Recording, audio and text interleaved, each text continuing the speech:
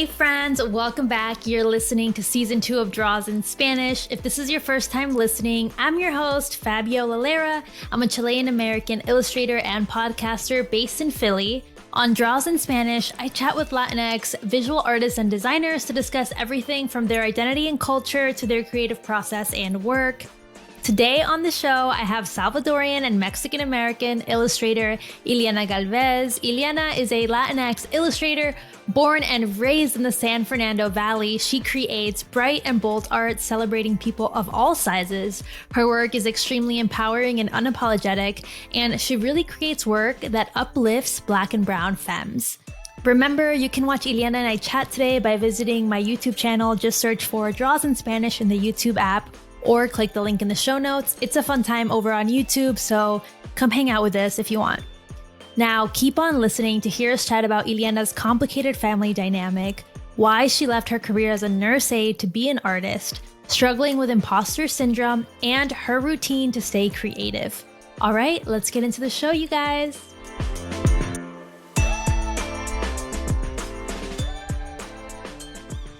Hey, Iliana, thank you so much for being here with me today. How are you doing? How are you feeling? Thank you for having me. I'm doing really good. Excited to be here. Yay! Okay, so the first thing that I like to ask everyone, just to get more context about you, is can you tell first, just a quick intro about you for people who haven't seen your work yet? Okay, my name is Iliana Galvez. I'm an illustrator based in Denver right now.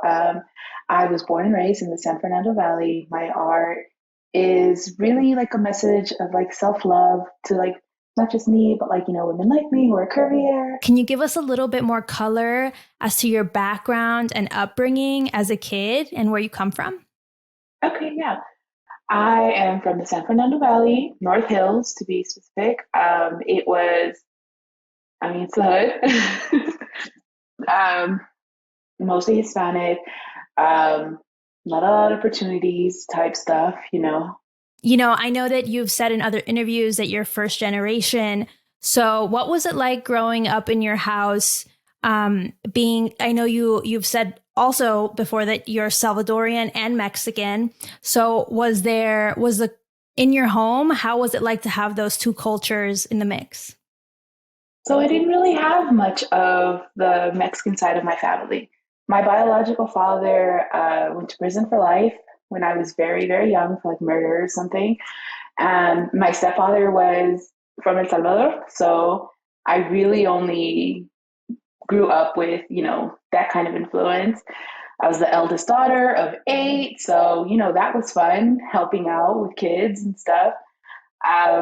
That's always kind of been my role, like the mediator type, care for my siblings. And that was a lot of what my experience is and has been. Wow. Okay. Well, I'm so sorry to hear about your dad. First, I have to, send you my love for that because that had to have been really tough. But it's kind of surprising to me to hear that you didn't have that much Mexican culture in the home for this reason. And you mostly grew up in a Salvadoran, which, I never know if to say Salvadorian or Salvadoran because of the English versus the Spanish of it. I say Dorian, but it goes either or. I'm going to say Dorian, but because every time I go to say it, I'd trip up over myself. Okay. So being that your father wasn't there to kind of rep the Mexican side, and you had mostly just a Salvadorian culture in your house, I'm really surprised to hear that because usually you hear the opposite. Usually Mexican culture is so widely represented in the US compared to other cultures. So I'm surprised about that. Were you able to connect with your Mexican culture in any other way despite the absence of your father? Yeah, so my grandfather is Mexican, so, I did have his influence. And where I lived was mostly, Mexican influence. So you kind of just grew up in that area anyway. So I did not lack for that kind of experience. Okay, great. Okay, cool. And wow, you were the eldest of 8. I don't think I've had anyone else on the show with that many siblings. I am That's shocking. I feel like nowadays you don't really hear of that. But I also think like being a Latina, a children of just Latin parents, that's not that uncommon. And I can't believe that you were in that role. Like, I mean, of course, if you're the eldest, you kind of get put in that role. How was it like for you being the eldest? How do you think that impacts like your character? Well, it was definitely hard growing up, especially we lived in small government apartments. I never had my own room. I think the closest I did to getting my own room is one time I was able to like sleep in the closet for a week. And that was like the funnest ever because I was like, this is my space. So I've always had like those, like my siblings very close to me and stuff. And it wasn't something new to me or just my family. I come from a big family.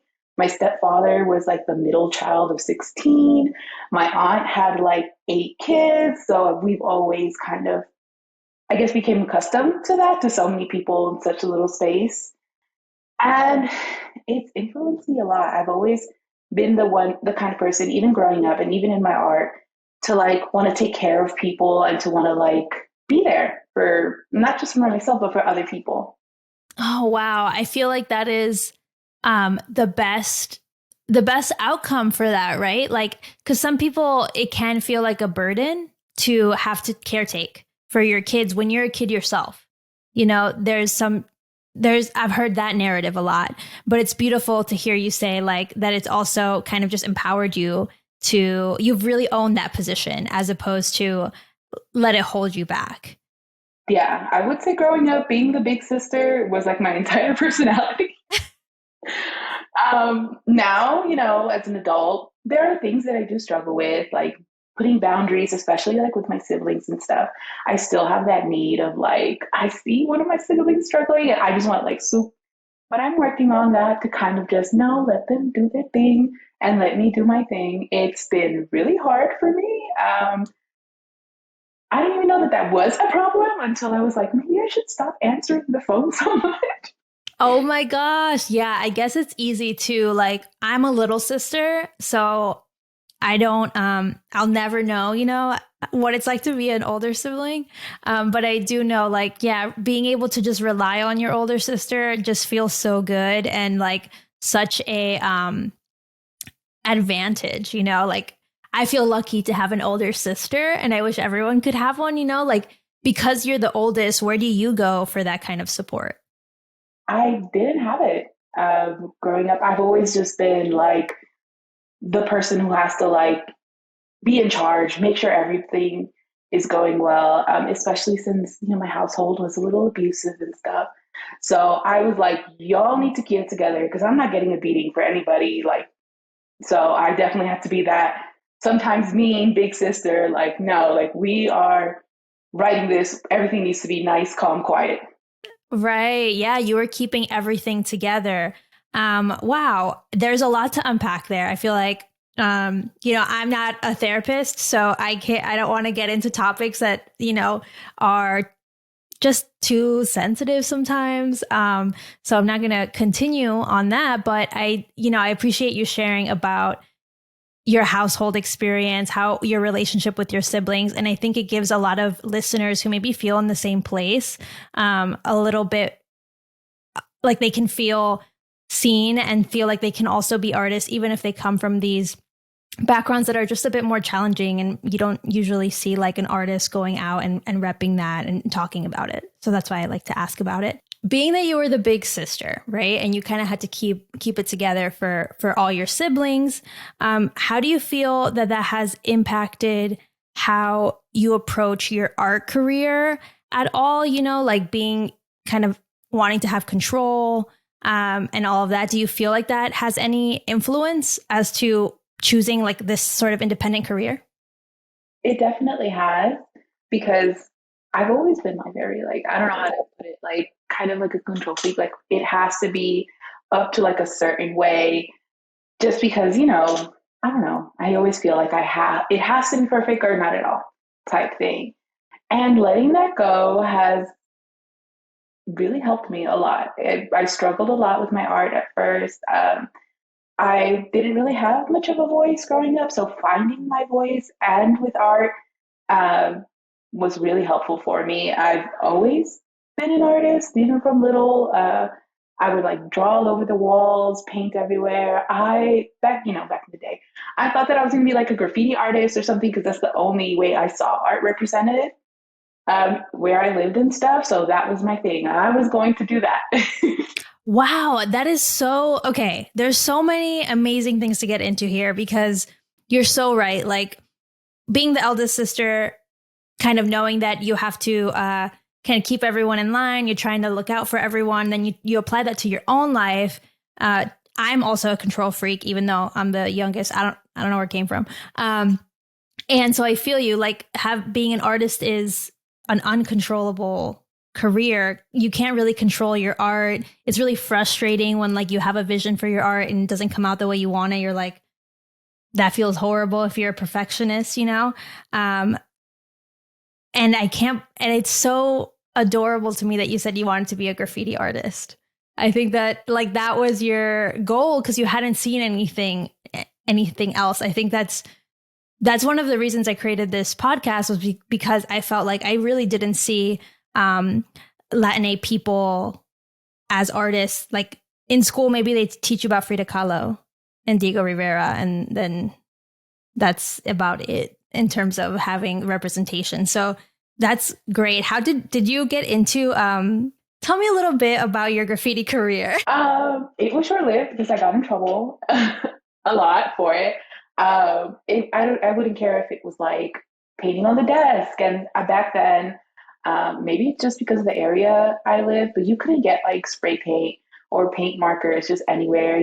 I had to like have a cousin come with me who was 18 to get like at least two of them, and it was like a whole thing. You had to show your ID. They were like locked up. I would draw on people's shoes, people's backpacks, anything that they would let me or not let me. I would just put my art out there. Oh my gosh, I love that passion like coming through, like knowing that you're onto something, right? You're like, no, people do this and I can do it too. It's such a fun feeling. How old are you around that time? I'm just curious if you were like 6 or you were like 14. Okay, so like painting on the walls and stuff, that was like 8, 9. And around that time, I was going through something very hard and traumatic. So I did a lot of artwork then, but it was like very dark art, and my family didn't really understand that. And then it was like a very like religious, like Christian household. Like you couldn't do like anything that wasn't, you know? Wow, that had to have been really hard to just like I feel like when you're a kid, you're just trying to get an understanding of the world. Like you're just trying to figure out what's going on at all times because no one's telling you. And so that had to have been really hard messaging, right? Like you're in a really religious household. You're doing something that's seen as like negative because graffiti isn't respected, I assume, especially if you're creating dark art.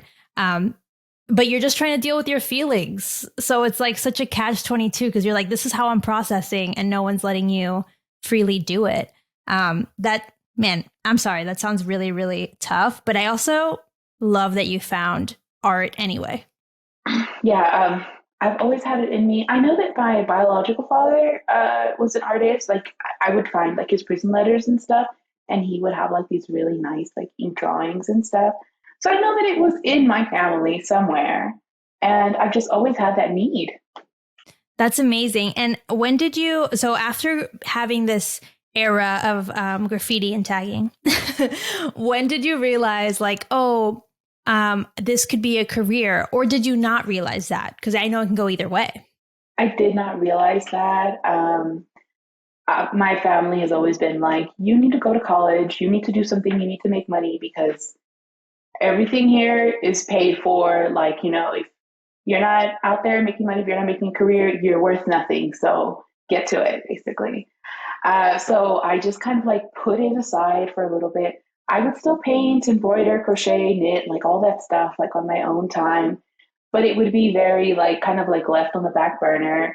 I thought that I would do the sensible thing and go be a nurse because I do like helping people and stuff. And I'm like, oh, well, I can do that. I became a nurse aide, started working in the NICU with premature babies and stuff for about like 6, 7 years. And I hated it. Oh my gosh. Okay. First, not surprised you went into nursing. I feel like that's almost like a stereotype now is like Latinas really do tend to get into like caretaking um, professions like nursing and that kind of stuff. So I'm not shocked, but what a plot twist, right? Like if you had been an artist all your life as a kid and then you just had to pick something because, you know, you need something stable, which I get. And then, wow, you did that for 6 to 7 years. That's a really, really long time. Okay, so you hated it. Tell me, not to dig on nurses, but like, tell me why you hated it. Okay, so at that time, it wasn't understood to be neurodivergent and stuff.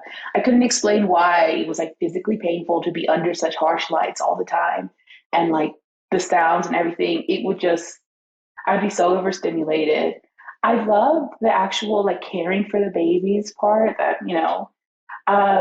it did get a little hard because a lot of them were really sick and not all of them made it. So that was, something that really weighed heavy on me. And I don't know how to say this nicely, so I'm going to say there are some racist nurses I've worked at 3 different hospitals, and I can tell you, yes, half of them were bullies in high school or something, very clicky.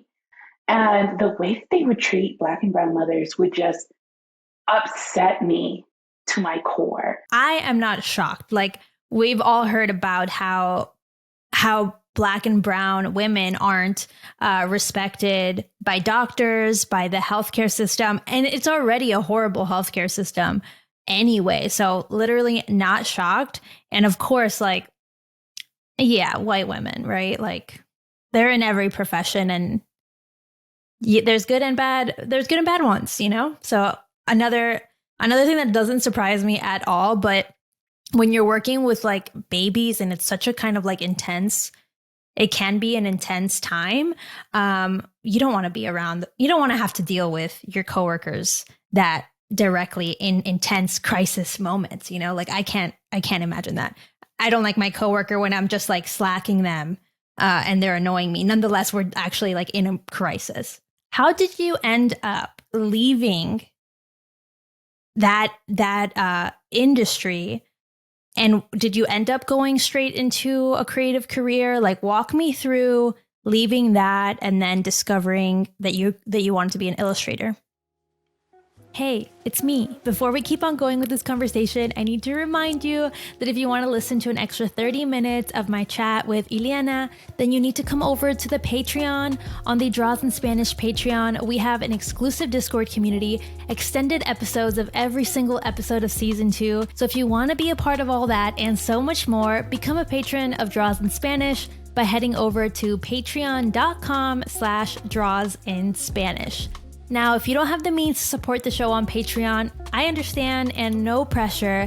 Just remember that you can support the show for free by subscribing to the show on YouTube, following the show on Spotify, writing a review on Apple Podcasts, or simply sharing an episode with a friend. It really does go a long way and means a lot to me so I can keep making the show for you. Thanks again for your support, and let's get back into the episode.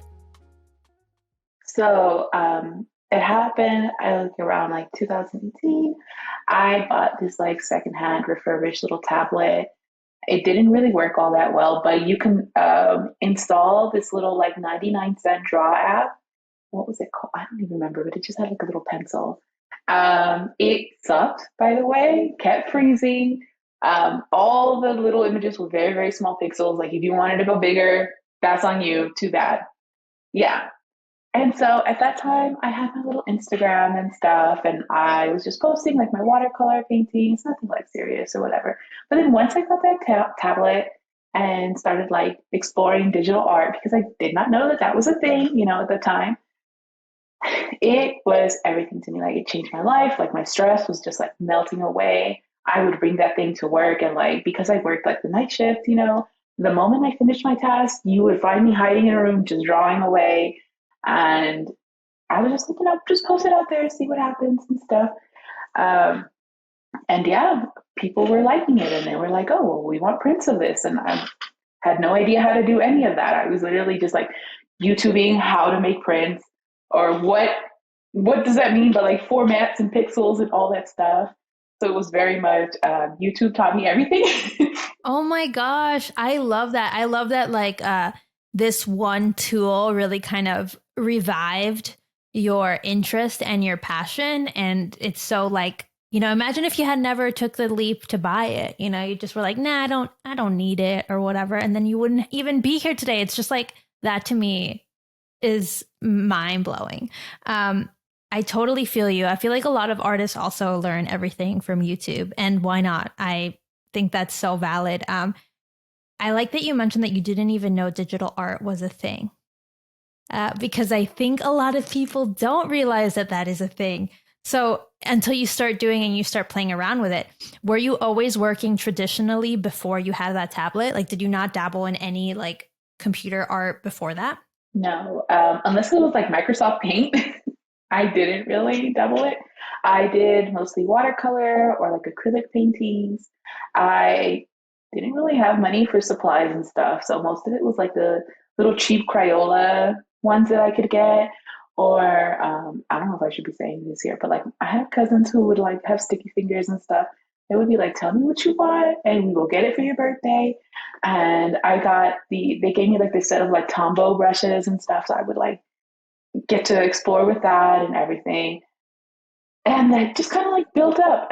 So I started doing digital and it just like blew my mind away. I loved it. I would draw like every day. Like if I wasn't doing anything, I was probably just drawing like at every moment that I got. And it got to a point where I started getting like clients and stuff, and that was its own learning curve for me because they would ask for all these things. And I would literally, like, as they're saying, just type Google it. Like, what does that mean? What is like this? Right, right, right. Because correct me if I'm wrong. You didn't take any sort of art classes or anything like that before going into digital art, or did you? No. I knew that there was like things as art school and stuff. My high school that I had gone to didn't really have arts and stuff. So we were able to get one class though for like the whole 4 years. And I did really good in that one. And my teacher was like, "Oh, you should go to art school." And I was just, I need to make money. I can't do that. Yeah, like what a nice little fantasy. Yeah. I'm uh, thinking, I, I'm like, do you know how many siblings I have? Like, I need to help. I can't just be out here.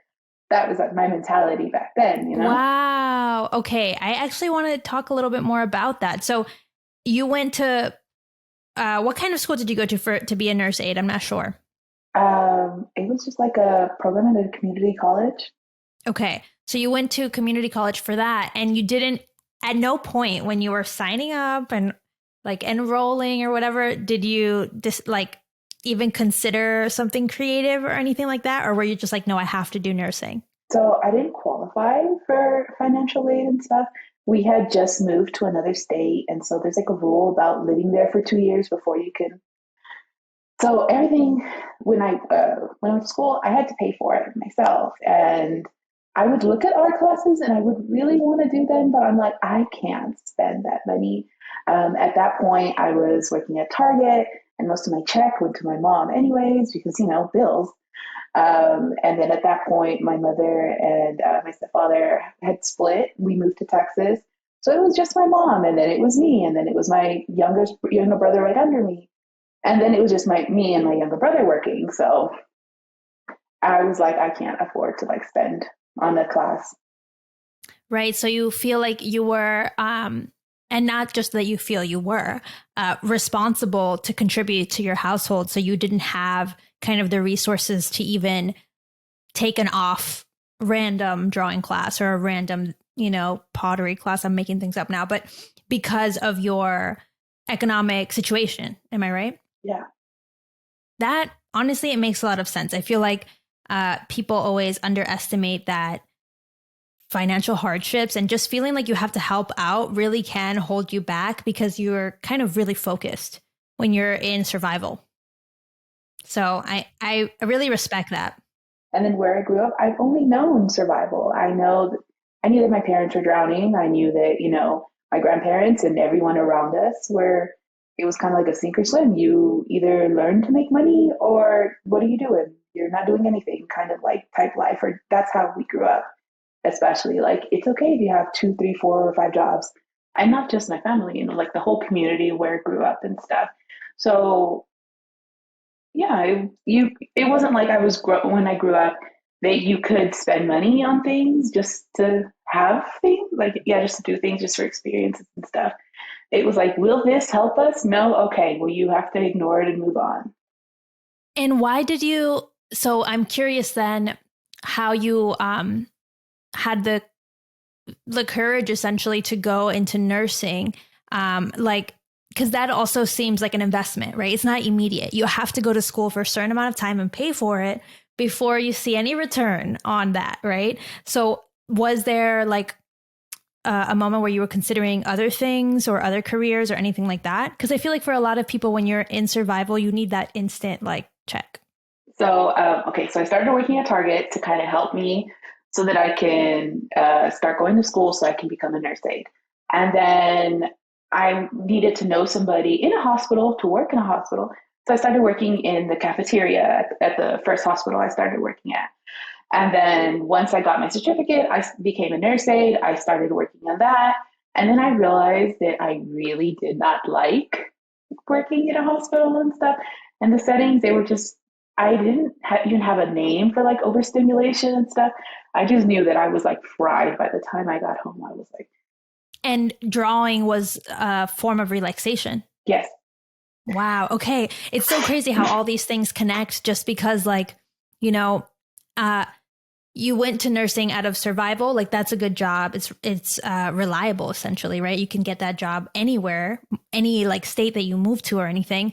But how did you feel when you started to realize that you didn't like it after all that hard work? I was a little ashamed, but I mean, at that point, all of my aunts and stuff were like, oh, yeah, she's going to be a nurse and stuff. And the pressure was just like, okay, well, this is whether I like it or not, this is what I'm going to do.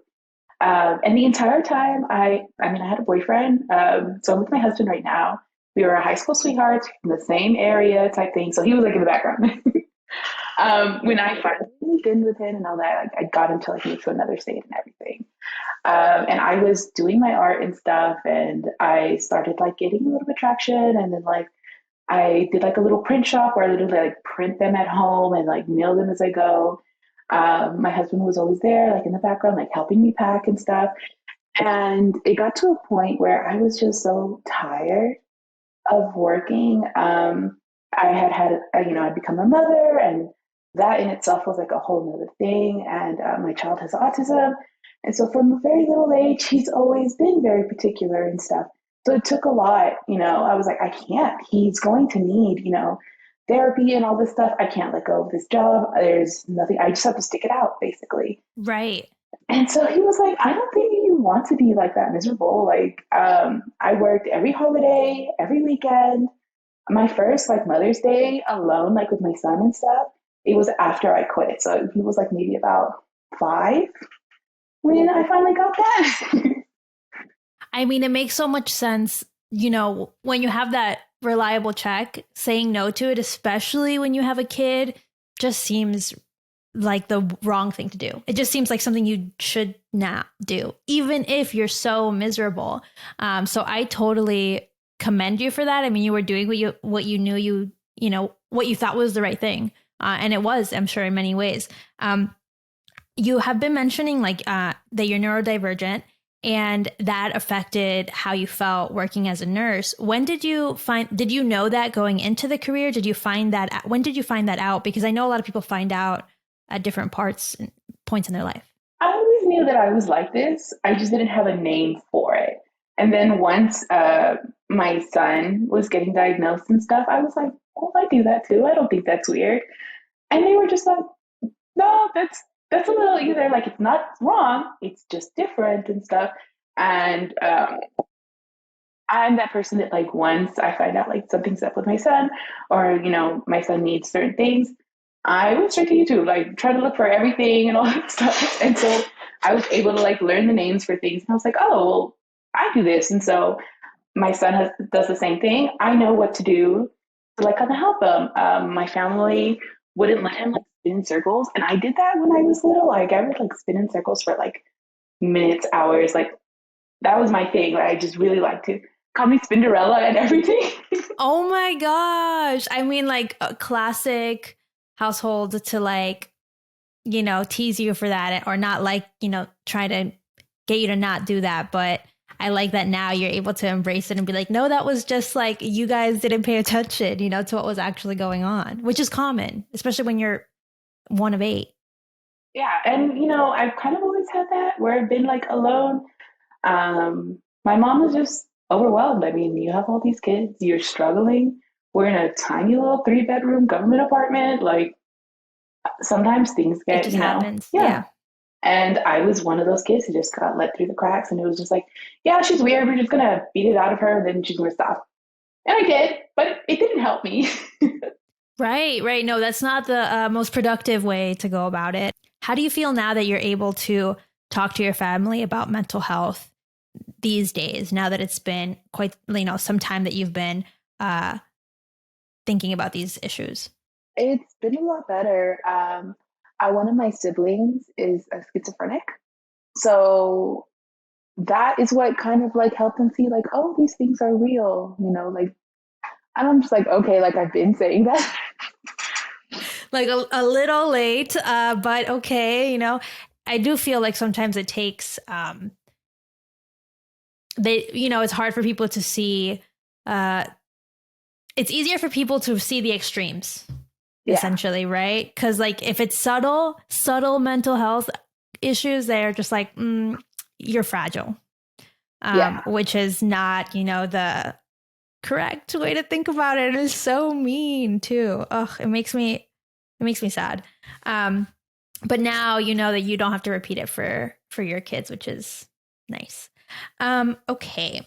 Now, when were you able to finally quit your job? It sounds like from you were alluding that your husband was really supportive and probably played a major role in this. So I'm curious, when were you able to finally leave and feel that, it was time to let go of the nurse stream that you worked for?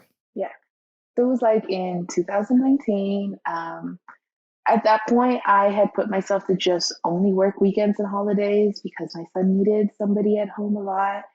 And my husband was like, fuck it. Like, let's just do it. And what also helped is weirdly like where I was brought up.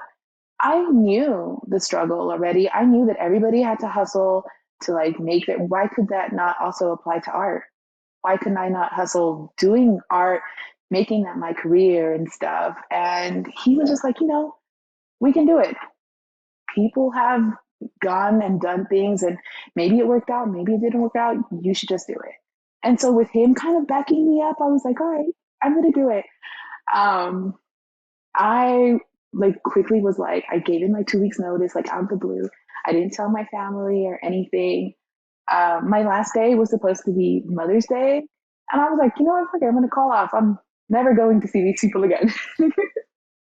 I respect that. Wow. I feel like everyone needs a partner that can kind of see what they don't see in themselves. Because sometimes you're like, because you don't know, and because I'm speaking for myself, because I'm a control freak, you want to know what's on the other side of that decision, but you don't. And taking that kind of risk, especially when you don't have a safety net, can feel like just like a really bad move, right? Even though it's what you want so much. But I think you made such a good point about like, if you know the struggle already, it's like not that huge of a fear. Like you're like, well, I can make it past that. Like, we'll be fine if it comes to the worst. Like we'll be okay anyway. And you kind of learn to rely on yourself a little more. Yeah. And, it's worked out for me. I'm not saying that, like, in my art career, I've never like struggled or never been like, oh my God, did I make the biggest mistake? And obviously there are going to be days like that. But moreover, there are days where like, what, I'd rather be doing this. I'm happy I'm able to work from home. I'm able to still be there for my son. And now for this new one that I'm expecting in the spring. So it was the best decision for me. It like saved my life. I'm just so happy. I'm so happy that you had that encouragement to do it, because who would have known how long you would have stayed kind of like chugging along, because it's like the right thing to do, you know? Um, how Probably did your forever. I know, and no shame to anyone who does. This is just like uh hopefully inspiring to those who are feeling kind of that pull but don't want to pull the plug because it's hard. How did your family react once you told them that you had left nursing? Because I feel like they're with a big family, there's big drama. So they had already known that I didn't want to be a nurse because they were like, when are you going to finish your schooling? You know, right now I was just a nurse aide. So I was just like, you know what? I don't want to do that. It's not happening. And they kind of like let it go, like, okay, so long as you're like, you have a job, you have dependable money. And then when I started getting clients and stuff, there was a project that I got to work on with Adidas where I designed a mural for them at their store. And oh my goodness, who was it? It was in LA and it was in the nice part. Like the part where my family would get to walk around and go window shop. Obviously, you couldn't touch anything, but we get to walk around there. Melrose, there you go. So it was the Adidas shop on Melrose. And so I told them, and they like were very excited for me. So they're like, oh, maybe this is something serious. I tried to explain to my dad a couple of times what I was doing because this was back in LA. So I had to fly to LA to like, you know, show off the mural. They had like a little party and everything. My dad, for like 6 whole months, thought that I designed a shoe. And so I was like, no, it's just like a mural and stuff. It's a mural. And so he That's came, adorable. and it made me really happy because he was actually at my first ever art show that I've ever done, and it was in high school. One of my drawings got picked to be at this little art exhibit at East, what was it, at CSUN. And so he was there with my mom and stuff.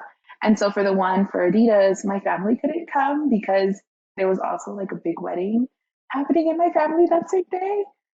But my dad was able to make it, and it was a very beautiful experience for me. I was like, I can do this. At that time, I was still working, you know, at the hospital and stuff. It's crazy how these projects with, and because I say this because I've had it happen to me before, but like projects with clients really validate the fact that it can be a career. I feel like before that, even if people are buying your prints or buying your products that you're making, it feels like maybe chance or luck. But when a client hires you, especially such a name brand like Adidas, it does feel like next level. So what did that do for you, right? Like that moment was amazing, but what did having that big brand name kind of validate you do for you and your career after that? Okay, so coming up to the event and and everything, I was like freaking out because I was like, how am I going to do this? Like, I at that time I was like, I don't even think I'm a real artist. So, like, what if they just find out that I just like, you know, I don't know what I'm doing?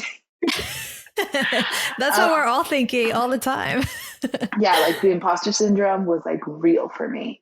And so the mural showed, everything went great. And the next day, I just was like, okay, this is it. I peaked. There's nothing else to go from here. After a big project like that, there are like these feelings of like, okay, like what now? You know, like what could possibly come next after this? So I totally feel that. But it's funny, we can laugh about it now. Yeah, at the time, I was like freaking out a bit. Would you say that the project that you did for Adidas, that first one that you felt so much kind of imposter syndrome with, you did like quote properly, like a quote real artist? Like, because I feel like sometimes we look back and we're like, oh, or in the moment we're like, oh, I'm definitely not doing this like a real artist. But then you look back and you're like, no, that is how it gets made. Like, how do you feel about it looking back? Looking back, I am legit. I know what I was doing. Even if at that time I didn't know and I was just kind of like scared because, you know, at that point in my life, I was already like thinking like I should probably like quit my job. Like I'm not happy here and I'm going to do this full time. And then I had this moment. So I did feel validated. Like, yes, I'm a real artist. But at the same time, that part of me is just like, you can't do this. Like, you've never gone to school. You don't know, like, as much as like at that point in my like career, I was very much like comparing myself to like other artists and stuff. And it's a scary thing when you're just like, you don't really know your place. Now I know, like, Iliana, you were doing a good job, you, your journey is not the same as everyone else, and it will look totally different to everybody. And how beautiful is that? Like, you get to be here and learn as you go. At that time, obviously, I did not know any of that.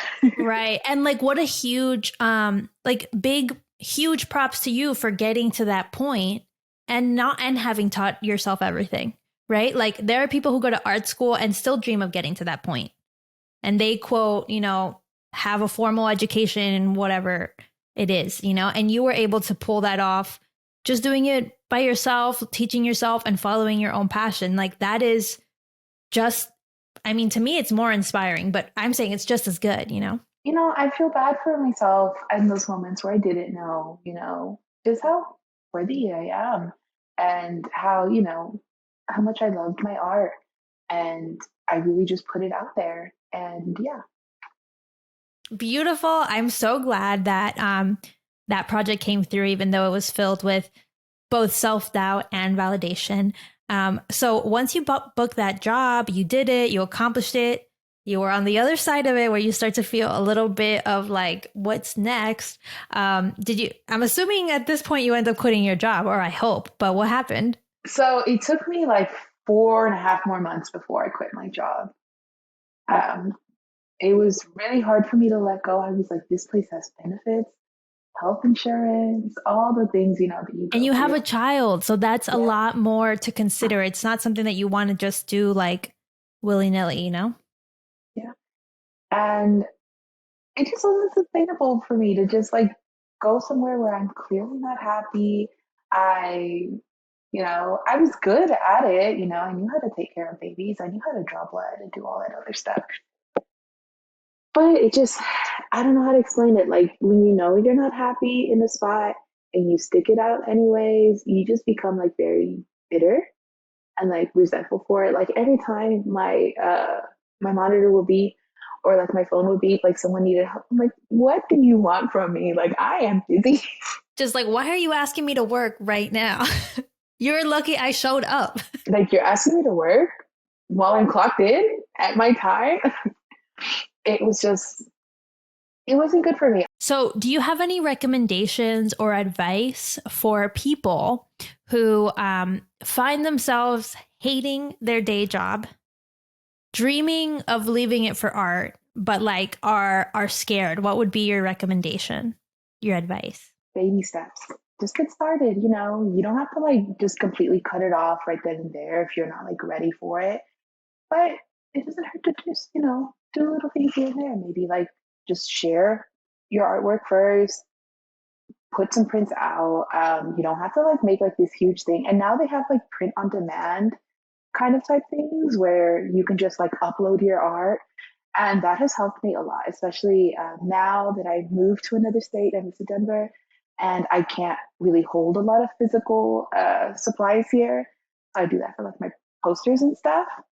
That's something that could really like help you if you are not ready to like, just go all and just baby steps it. Little by little, things get done. And before you know it, like you are ready to go.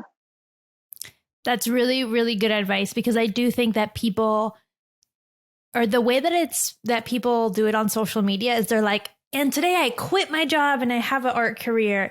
But like, we don't see the like years of, slowly putting out work, slowly getting clients, slowly like hating your job. Like we only see that moment of confidence and decision and like, you've done it. But there's years sometimes where you're just battling like that process and trying to get yourself there. So I think baby steps is a really, really good, really, really good advice, because when you're in it, it feels like there are no baby steps. Like it feels like it's black or white. Yeah. And it was really hard for me. I've always been very timid. And then, I was thinking back on my mind, like, if I'm not making, if I'm not providing for my family, what am I doing? And then like I was basically just holding on to this job so hard and then just slowly inching, taking it off and being like, whatever happens, happens. And I wish I would have quit a lot sooner. Yes, that's what I like to hear. That's what I like to hear. Yeah. Once you quit your job, you were living, your life as an artist. What were the things that you did to kind of start off your career once you were like, okay, I am doing this? Okay, so I quit my job and everything, and I had like a whole month of nothingness. I was just like paralyzed. Like, what am I doing? What is my first move? Um, so many million ideas come to you at the time, and then you're just so scared that you just don't do anything. And so that's what I did for like a whole month of just, what do I do now? What is the next move? I'm obviously still making art, but I have no idea where to go from here. Um, it was a beautiful time, actually. I freaked out a lot, but in not doing anything, you can also like take your time, figure it out. I wasn't going to know the answer. No one's going to know the answer, what to do next or what next. So and I'm the kind of person that I need to freak out about it for a little bit, and then I just do it. Yes, yes.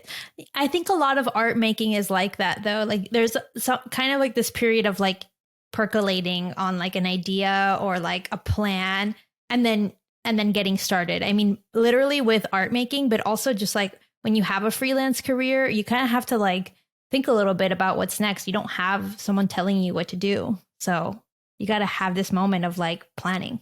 And I felt like that was very hard, especially since my family was looking at me. So, like, what are you going to do now with your little art career? That's what they call like my little art thing. And I was like, I'm figuring it out. In the back of my head, I was like, I have no idea, but I wasn't going to let them know that. No, of course, of course. So how would you say that you turned your like quote little art thing into, a confident career? Okay. I was just consistently sharing my artwork, like on Instagram. Then I started a Patreon, like, oh, if you want to see like, little speed paint videos or see them first or have like little prints. I did like a Zodiac series at the time. And just little by little, nothing was big, but it was just consistent. I would just share it and be like, hey, this could be a print. If anyone wanted a print of anything, I'd be like, I got a printer. I'll just make one little print. And my materials were cheap, and that's how I started. And it was great for me. Yes, I feel like you really embody the spirit of like learning as you go, and don't let that hold you back, right? Like yesterday's mistake or last month's mistake, just fix it moving forward. You don't have to start at perfect, which I feel like when we were talking initially, you were talking about perfectionism and stuff. I feel like that is what you were doing is like the opposite, right? You were just like getting started and making mistakes. Mm-hmm. And so even now, right now I'm in this like weird period where I don't know where I'm going with my art. I am still doing freelance and everything, and I got with an agency, and I'm doing work like that. And I've noticed that it's not everything I want to do. I've been focusing just on this, that I feel like maybe other things have been neglected. So right now I'm in this weird period of, what do I want to do with my art career? I have established it now, and now it's like, where do I want to go from here? And there are moments where it's scary because I won't know until I'm doing the thing and I'm like, this is what I want to do. But I know that I would get there, and that's comforting to me.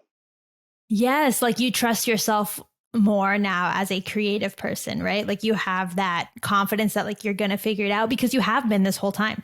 Yeah. Why do you think you're so inspired to draw so many gorgeous black and brown femmes? Because I didn't have the confidence way back when. Like I said, my childhood was very dramatic. I didn't have a voice, and it was very hard for me to find that. And then when I saw it with my baby sister, where she would get like, she was the brownest of our siblings when she was born. And at that time, I didn't understand why they were saying it like that. And I didn't realize, at that time, I didn't know what colorism was. I knew that you're supposed to stay out of the sun. And the creams that your grandma gives you to make your skin whiter are supposed to like help you. I thought they were for like pimples or something. Right, because no one's telling you. No, everyone's just like, just do it. Yeah. And so like I had been taking whitening cream since I was like 10. And I just thought, oh, that's what you do, I guess. Like I at that time I If didn't know. that's what you see and what you grow up around, I mean, why Yeah. would you doubt it? And then my family, I'm blessed and lucky to know the stories down to like my great great grandma. And when you see it play out, you can see why colorism is like a huge deal. So, okay, let's get into this because it's gonna take a while. So, my great great great grandma ditched her kids in the side of a mountain for a Spaniard. That's all I know about her. Oh my God, I got goosebumps because that is so awful. Yeah. Because apparently he didn't like that her kids were brown, and they were like, no, those kids are ugly. Like, we'll go. Like, so then my great great grandma is stuck on the side of the mountain. Like, but she knows her skin color had to do with why she was abandoned. Enter my great grandma, who was lighter, had hazel eyes like mine, because I have my great grandma's eyes, and she saw people are nice to her. So she's like, oh, okay, you're lighter. That equals a better life for you. At that time, they lived in the selva. How do you say that in English? The forest, like on the side of the mountain in Salvador. And their home was made of earth type, that's where they live, very remote. And so she instilled in my great grandmother that people with lighter skin get a better life. And that's what you should strive for. And then enter my grandma, who was just a beautiful brown baby girl. And they were like, that's unacceptable. At the time that my grandma was growing up, my great grandma, so there was this thing called La Gran Matanza where they were killing off a lot of like the indigenous people. They said they weren't, but they were killing off a lot of people. Like the whole country smelled like death type people. And so that is in my great grandmother's mind when she has a baby that is considered too brown, you know. So my great great grandma had the idea, we're just gonna put her in a hole and feed her through there and just don't let her out so people won't know our shame or whatever. Which is like such a wonderful way to like rear children. So my grandmother did not learn how to walk or talk till she was like 7. She only knew the inside of that house, and my great grandma would like feed her. They told her, you need to get rid of that baby. That thing is ugly. That's all they would talk about. And my grandma is beautiful, not because I have a lot of her facial features, but she's beautiful. I mean, no one, yeah,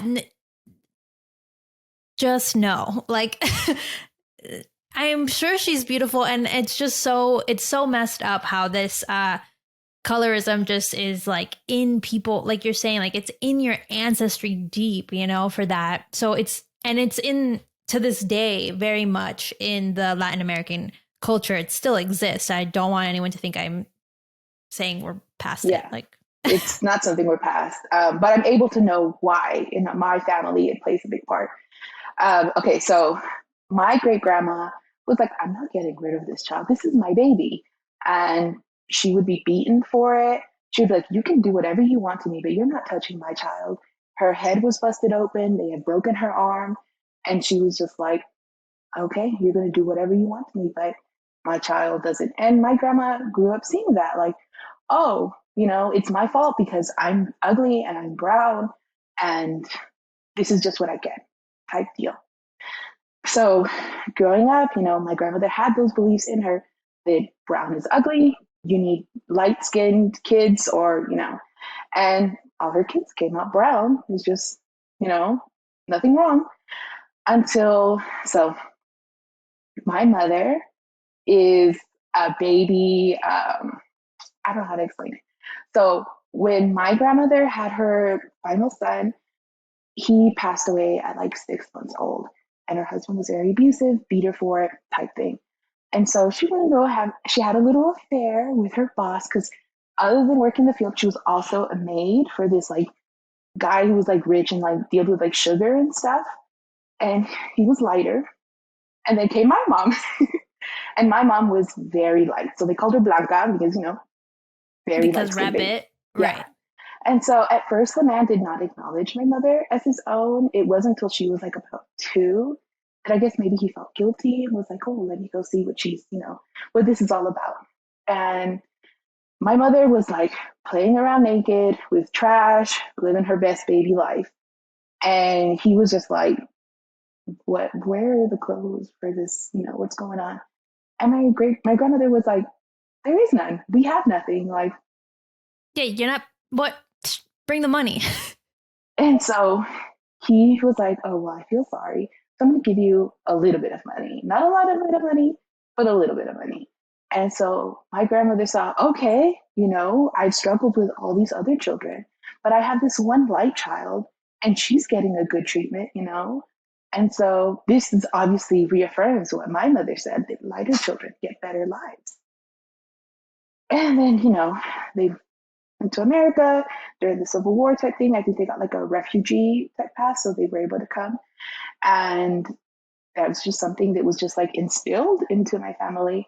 Me growing up, they were like, oh, she's so beautiful. She's light and she has hazel eyes. And then I started going to the sun like all children do. And I started browning up a bit. And they were like, oh, no, we're not doing that. She's staying inside. She's not going out. And she needs to start using these creams. I thought, like, again, they were like pimples because it says skin brightening. Right. They don't say like, yeah. Wow. I mean, it just goes so deep and goes to show like, thank you so much for sharing that story, because I think it goes to show how it is ingrained, right? Because we all know that colorism exists. Like you can see it happening, but you don't know exactly how it's been affecting your life so intimately until you hear a story like that. And I think it goes, wow, it just goes to show, I'm just so thankful that you shared that story, because it goes to show exactly how it affects generations. Like that's what I'm getting at. Like you're still working against that today. Yeah. And so like obviously I didn't realize what colorism was growing up. I knew that my family was like, you better not get with no super brown person and have like brown babies. Like, you have good skin, you need to make sure that it stays like, and to me, that sounded like, oh, like, okay, like, I'm not sure what that means, but okay, like, whatever, I won't date.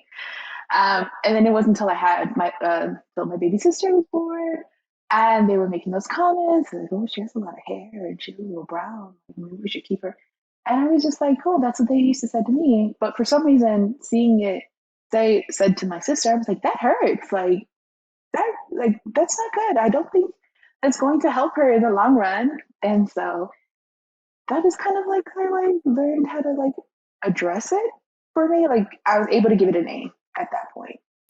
Right. Like just seeing it play out for somebody else that you care for, right? And you're old enough to understand like a little bit more, because that's the thing. Like when you grow up in it and you're a kid the whole time, you just accept it as like normal. You're like, oh, this is just like how it is. And then you start growing up and you're like, wait a minute, why are we doing this? Like, why are we choosing to do this? So I'm so glad that you kind of started poking holes at that and asking yourself like, why? And I know that you really like affirmations from your I've seen from your Twitter, also from your work, and that your favorite affirmation is you are worthy. So, do you think that this story that you just shared plays into that affirmation? It does, especially like I said here, my childhood wasn't always very kind. So I was always told, you're trash. You're always going to be trash. You're not worth anything. And I regret that you are here. That is what I grew up with. And so when I started, to me, when you're growing up with those things, you don't really know how damaging they are. You just know that, okay, maybe that they're right. And so that's why I felt like, I didn't have the voice that I, wanted to have growing up and stuff. And it wasn't until I saw it being done to someone else that I was like, this is bullshit. There's like, people are wrong, they'll have their opinions about you. And people, grown ups, can be dead ass wrong.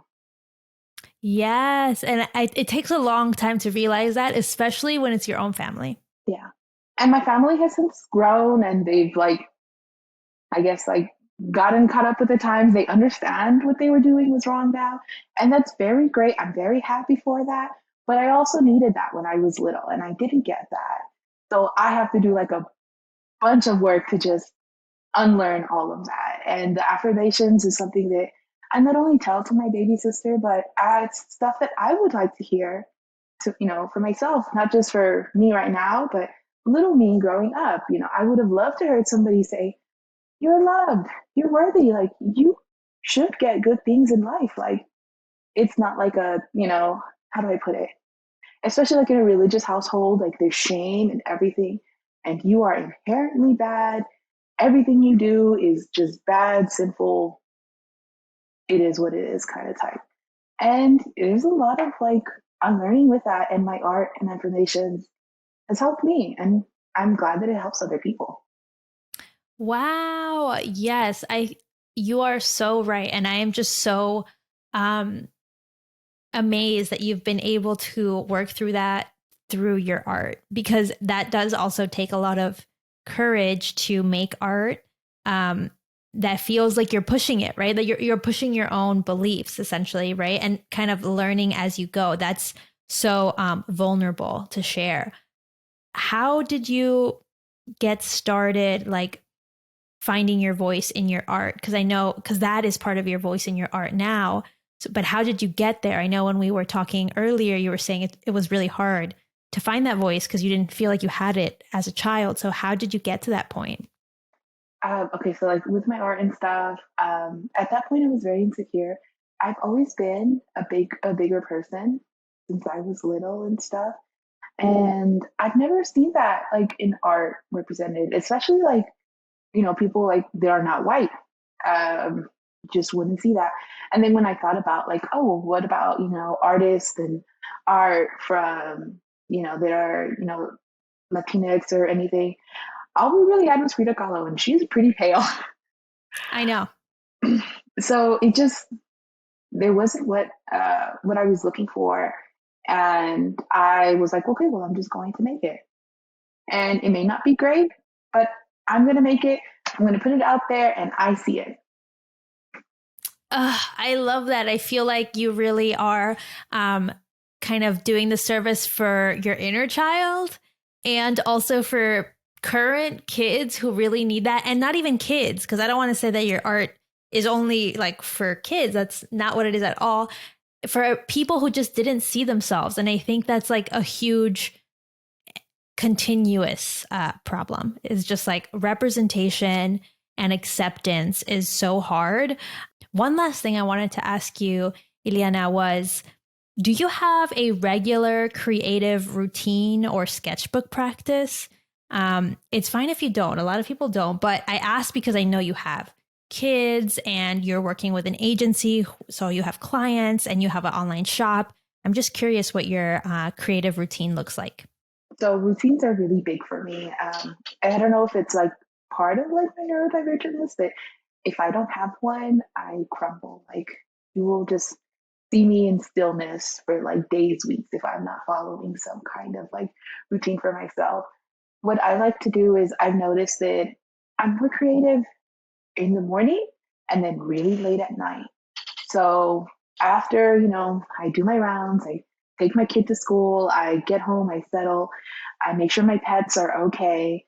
Then I'm like, I know that I'm creative right now. And instead of getting distracted, because I will be like, oh, well, these dishes need to be done. And I'm here anyway, so I might as well. I have to like force myself, like be like, no, like I put a little timer for an hour and a half to 2 hours. And early in the morning, that's kind of just for me. If I'm not making art for myself, I find it very hard to make art for clients and stuff. So I'll just open my sketchbook, and I've always wished that I would have like those beautiful created, like curated type sketchbooks. Like, but mine is chicken scratch mostly, and then like some beautiful pieces, and then chicken scratch. That's, I think that's good. That's healthy. That sounds right to me versus like when it's too perfect. Yeah. So I take that moment for myself to just put it out there, see what I make.